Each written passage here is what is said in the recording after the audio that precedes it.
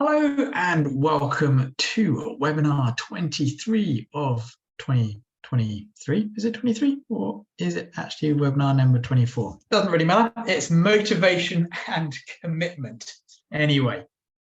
And let's just get the slideshow up. So hopefully we can see everything, and presenter view screen, point options, laser pointer. Here we go. So webinar 23, motivation and commitment. The point of these webinars is to help you go from goal setting to goal getting, and getting more motivation and commitment is going to be very useful. I'm sure you will agree. I want to inspire more self-health responsibility, because I believe that the more healthy you are, the more likely you are to be at peace with yourself. And the more at peace you are with yourself, the more likely you are to influence others towards self-care, self-peace. And this is only going to help bring about world peace. And a little bit about me, we can skip that. My favorite quote: it's no measure of health to be well adjusted to a profoundly sick society. We have heart disease that's rife, liver cancer is going up in children, brain cancer is going up in children. Our children certainly are not getting healthier at the moment. And yeah, our brains are getting sicker and sicker, and we're actually getting dumber as well. However, the good news is it's not society's fault, it's not genetics' fault, it's actually not even your fault, but you can decide whether or not you reverse this in yourself or not. Now, achieving optimal health and fitness, or becoming elite or amazing in whatever it is you've chosen to do, is a lot of hard work. But the great news, not the good news, but the great news is the right mindset, the right skills, the right coaching. You can build the motivation, commitment, and grit you need to succeed in the goals you have set yourself. Remember, however, there will be good days and there will be bad days as well. No matter how good your motivation, how good your commitment, no matter how great your skill, there will be bad times. And this is part of developing the right mindset, which is why I've already covered elite mindset, so that when the bad days happen, you bounce back. Now, today we're going to cover just get started. How to assess yourself as far as motivation and commitment is concerned. Why ikigai, or ikigai, however you want to say the Japanese word. Yeah, and I'll tell you what that is later if you don't already know.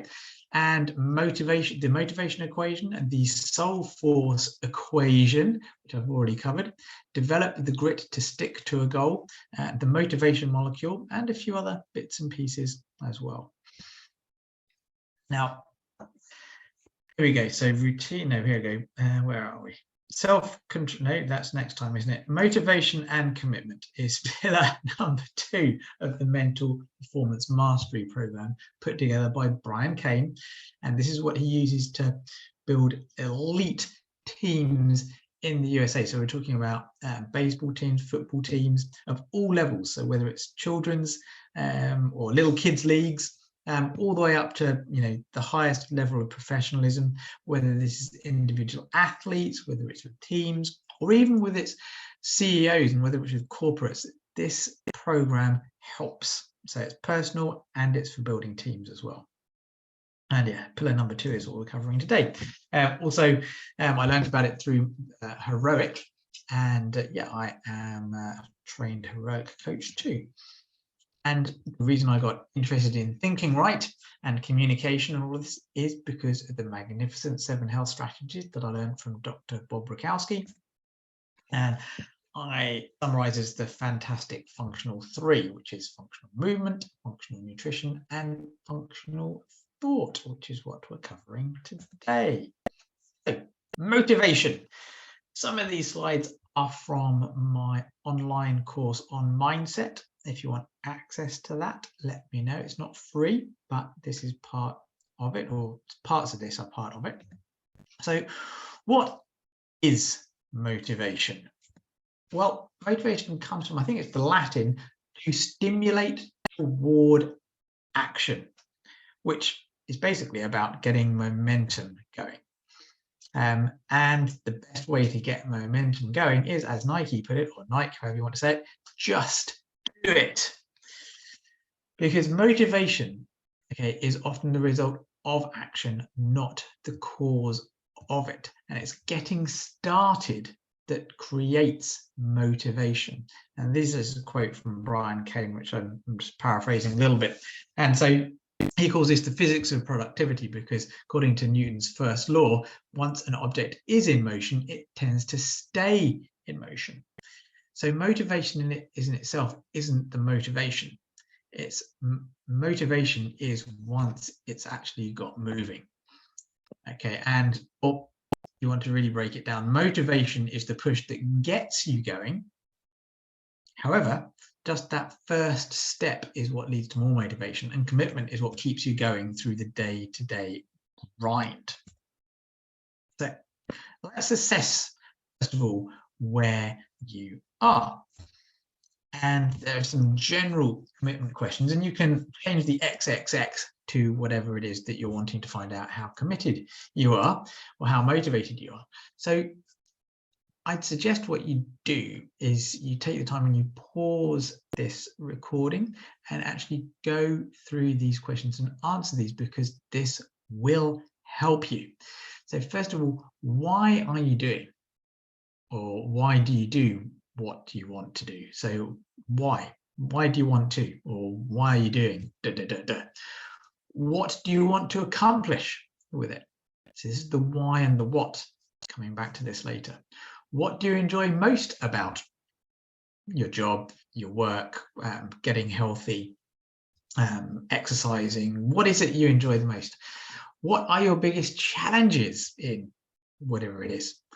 When have you been most motivated in your career, sport, eating habits, exercise habits, etc., etc.?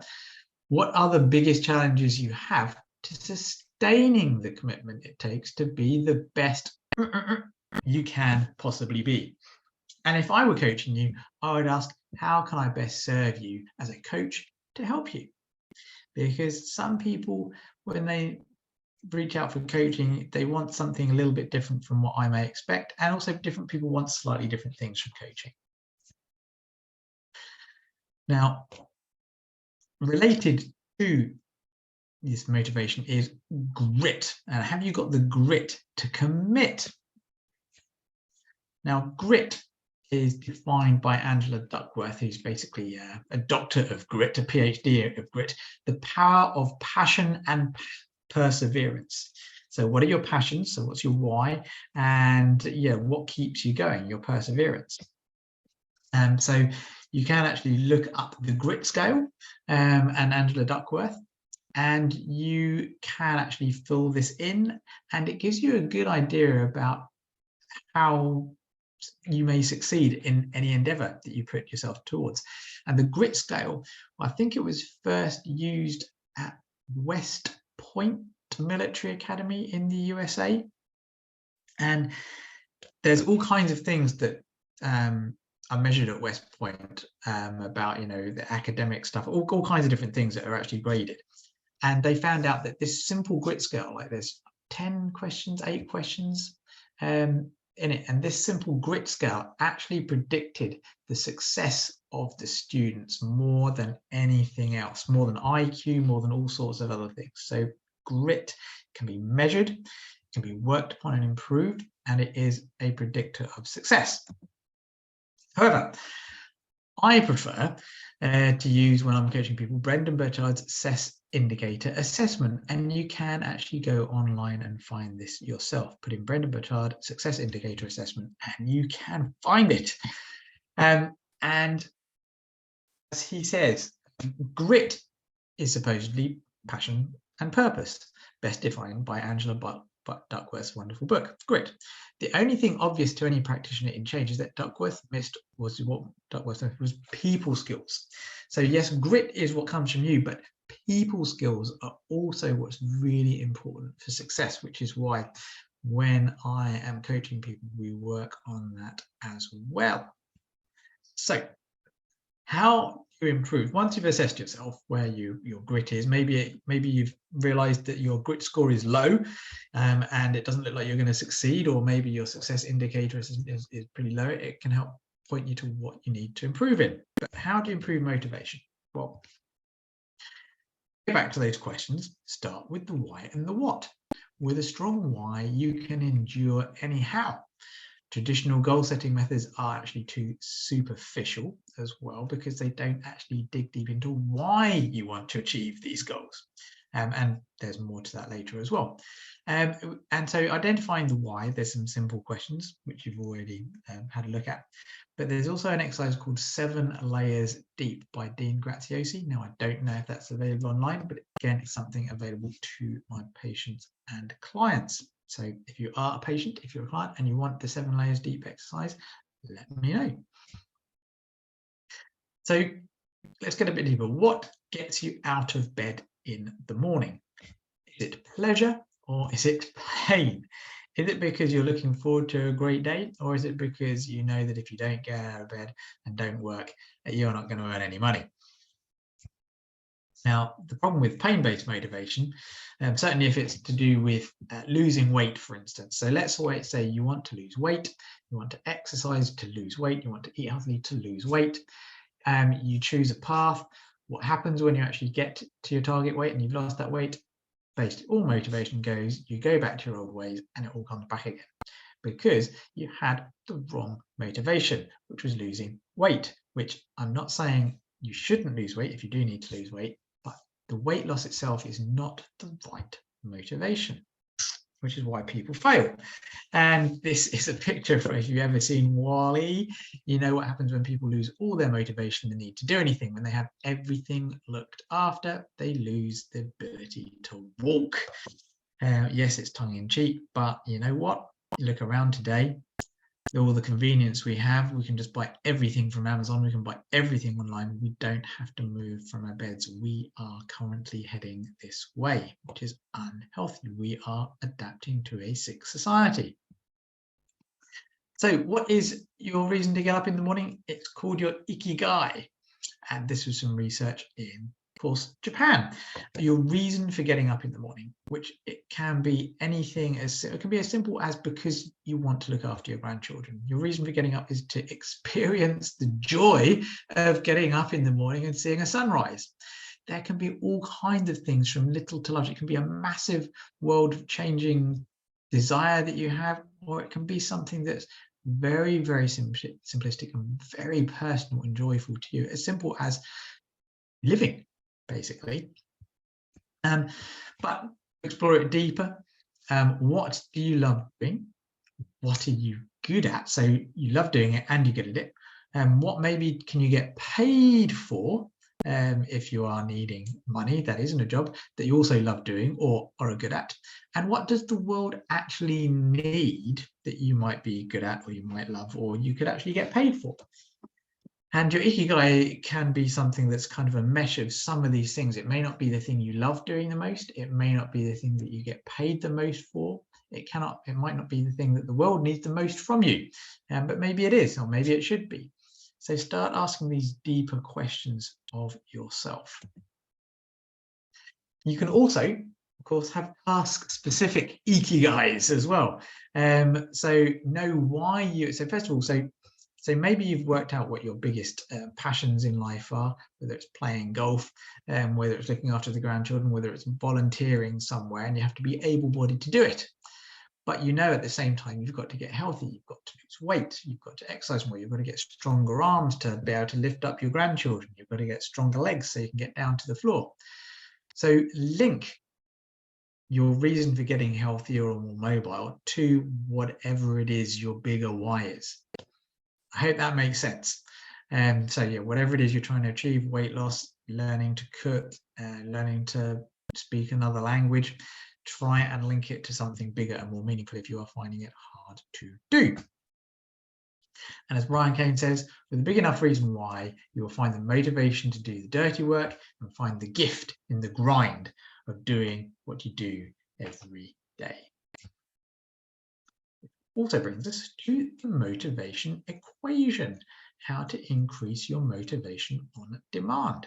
And you can actually go to mindfulambition.net/motivation-equation. That's where I think this slide came from.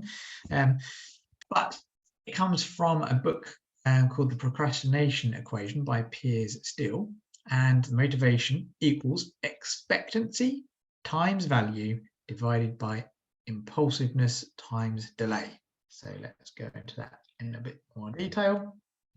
So motivation is basically how energized you feel to do something according to the motivation equation. So, and that is a factor of a number of things, like expectancy at the top is how likely you think it is that you will receive the payoff from taking action or from actually achieving it as well. So if you don't think it's very likely that you're getting good payoff, if you don't think it's very likely that you're actually going to achieve what you set out to do, you're not going to be very motivated. So what can you do to improve in your own mind the likelihood of success and a good payoff? Value, how highly you value the payoff of taking action. So again, this is something that you perceive the value. You can actually increase expectancy, like how likely it is to get there, and you can also increase and layer more value on it by linking it to your bigger why, your bigger ikigai. And then this is divided by impulsivity, which is how distractible you are while taking action. So if you're someone who's easily distracted, you need to minimize distractions in the times that you're carrying out whatever it is that you're looking to do. So decrease impulsivity, and also delay, how far away the deadline is. So if there's something that's a long way away, say you set yourself a massive goal, then you're going to want to do what I'm going to be talking about later, which is chunking things down. So you actually, instead of having a big goal that you're looking at, you can actually change that big goal into lots of little goals. You can create micro daily goals, so which the delay is going to be very minimal. So, and because you've also decreased distraction that day or allowed ways, then it basically means that you've got almost nothing to divide your expectancy and value by. So keep this in mind, the motivation equation, and what I'm going to be talking to a little bit later. Now, this also ties in with the soul force equation, which is energy times focus times what's important now divided by consistency. Because one of the most important things to get things done is, are you consistent? Because if you're not very consistent, there's going to be a problem, to the power of consistency, not divided by, to the power of consistency. The more consistent you are with something, the more likely things are going to get done.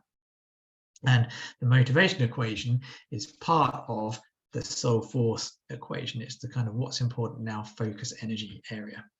And you can learn more about the soul force equation by looking for this on YouTube. And it was week 15, the soul force equation. Which brings us to the motivation molecule, which is dopamine. A lot of you may have heard of it. A lot of you may have heard of serotonin, which is of course a feel-good chemical. Some of you may have heard of GABA, which is a feel-good chemical. Some of you may have heard of acetylcholine, which is a thinking molecule. But dopamine is basically the motivation molecule, sort of. Yeah, pretty much. It boosts your drive, your focus, your concentration. Now, of course, you can have, like everything, you can be out of balance and you can have too much. Too much dopamine is also bad, okay? But a lot of people have, most people have not enough, or they're not doing things to create it properly, I should say. It enables you to plan ahead and resist impulses so you can achieve your goals. It gives you that I did it lift when you accomplish what you set out to do. It gets your competitive juices flowing and provides the thrill of the chase in all aspects of life, business, sports, and love, or energy, work and love, as I should put really there. Additionally, dopamine is in charge of your pleasure reward system, and sugar really excites dopamine more than cocaine, which is why sugar is so addictive, because it hits the dopamine button all the time. I think I've covered that before. So it allows you to experience feelings of enjoyment, bliss, even euphoria. And also too little dopamine can leave you unfocused, unmotivated, lethargic, and even depressed. So how do you optimize dopamine? Well, one of the best ways to do it, or not one of the best, a way to do it is checklists, ticking boxes. just ticking a box from a small task done gives you a little dopamine hit.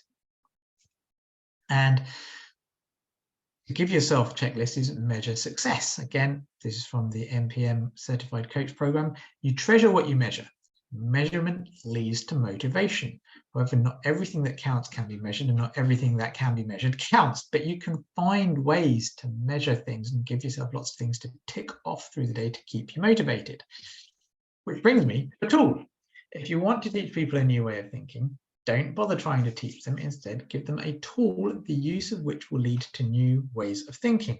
The tool I'm thinking of is the Heroic.us app, because this will help you improve your energy, your productivity, your engagement, and your motivation. Why? Because, oh, it doesn't actually say here, does it?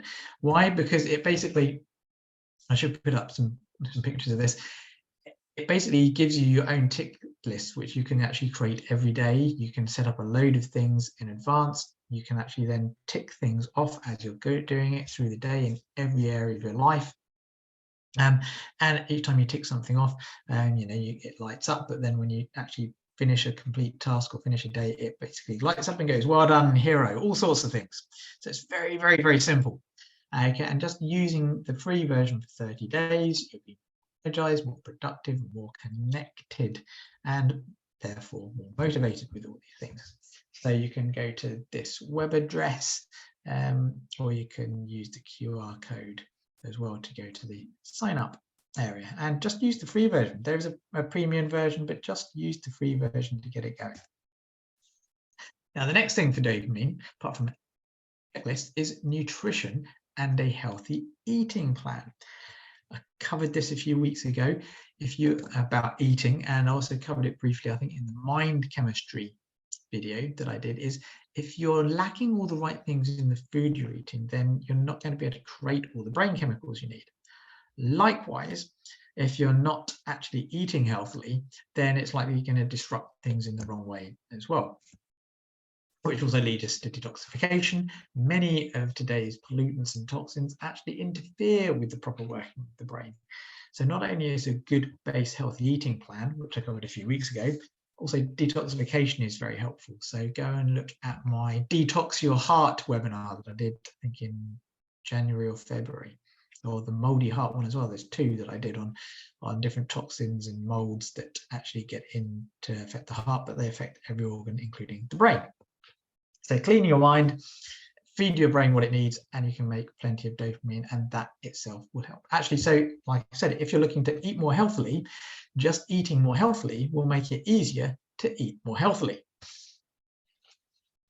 Now, next little way to actually improve motivation is telescopes and microscopes and reverse engineering. So this is Brian's way of looking at things. Your telescope goal is you're looking at your goal from a long, long way away. It's like as far off, big, long-term goal. And so that delay between where you are now and the payoff is a long way away. So you need to chunk it down into what are all the little things you need to do, or what is the process, which I've spoken about before, why process is so important to your goals, is what do you need to do right now? What is your important, and what's your win now? What's important now to do? So what do you need to do today to get to your telescope goals? And of course, because you're just focusing on today and you're getting today's goals done, then it basically makes it more easily to motivate you, because all you have to do is be motivated about today. Get 1% better each day, and use the 80-20 principle as well. And if you don't know what that is, then yeah, I cover it in some of the other webinars. Another thing you can do to keep you on track is stuff like vision boards. This is why I like the Heroic app, because it's actually written down. And I also have some stuff on my screensavers as well. Vision boards, but it can just be pictures, it can be quotes, words, images to help you maintain commitment and motivation. So have a think, what motivational messages inspire you to get started? This is part of my daily morning thing. I actually have some affirmations that I say to myself in the morning after I've meditated. So I meditate, I visualize, I have a process of things to keep my mind positive and motivated. And something that Brian Kane is very very fond of saying all the time is, remember, it's the start that stops most people, because people just don't start because they think they've got to get everything done straight away. So if you are looking at creating a new habit, doing something new, don't make it overwhelming. Chunk it down, make it small. And remember, motivation and commitment are daily decisions. It's not about doing a lot, very little. It's about doing a little, a lot. 1% every day. Recommit every day. And remember, if you didn't start properly today, you've got tomorrow to start again, which I think was, yeah, here we go. Next part from Brian Kane. Yeah, it's not all or none. It's day to day and moment to moment. You can keep getting started. You don't even have to wait till tomorrow. You can start now. And if you didn't start now, you can start now. I think you get the picture. So brief summary, you don't need to feel motivated to get started. You need to get started to feel motivated. Don't wait, just do it. Start with why and what, understanding your ikigai, giving yourself the bigger picture, thinking about what's important will help you, and working out what's important now. Telescope, microscope, and reverse engineer, and up your dopamine with as many tools and in many ways as you can. There's no excuses. There is only success, and there's only learning, basically. So next up after today, so next week, because it is Good Care Month, and we're talking mainly about carers, so people who are carers, basically. It's a month dedicated to them, and one of the ways that you can actually help the whole Good Care Month is by taking more good care of yourself. Because if you take good care of yourself now, it's less likely that you're going to be a burden to your significant other, or to other people, or to the NHS. So help other people out by actually giving good care to yourself. And related to motivation and commitment is self-control and discipline. So that's why I put the discipline of self-care. You can find out more about me and what I do at beatbloodpressure.com and also bodyimbalanceuk.com. So I think that covers it for today. I hope you found today useful. Let me know. And yeah, I shall see you all next week, or I'll see you in the clinic, or I'll speak to you online somewhere. Bye for now.